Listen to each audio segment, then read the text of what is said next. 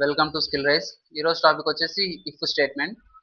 So the if statement let is your program make a decision. So it runs the block of only if certain condition is true. అంటే దీనికి అర్థం ఏమి అంటే ఇప్పుడు if statement use చేస్తున్నాం కదా. If statement ఎలా పనిచేస్తుంది అంటే అది ట్రూ అయితేనే అది ఎగ్జిక్యూట్ అవుతుంది, లేదంటే ఎగ్జిక్యూట్ కాదనమాట. ఓకేనా?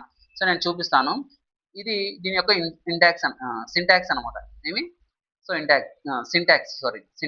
So if condition the code ఇలా రాయాలి. సో ఇఫ్ అనే కండిషన్ పెట్టేసి ఈ కర్లీ బ్రేసెస్ లో మనం కోడ్ రాయాలి. ఎలా అనేది నేను చూపిస్తాను చూడండి. సో ప్రాక్టికల్ ఎలా నేను చూపిస్తాను.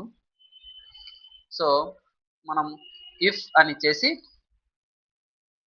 20 గ్రేటర్ దాన్ 18.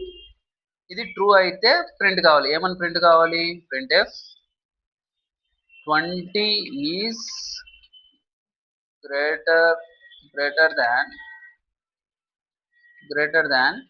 18.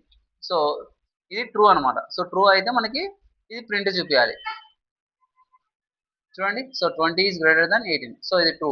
అదే మనం ఇక్కడ 15 అని పెట్టామనుకోండి, సో ఈ కోడ్ అనేది రన్ కాదనమాట. సో ఎర్రర్ వచ్చేస్తుంది. ఓకేనా?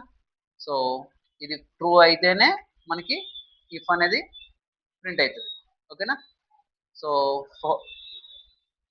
లైక్ చేయండి, షేర్ చేయండి అండ్ సబ్స్క్రైబ్ చేసుకోండి.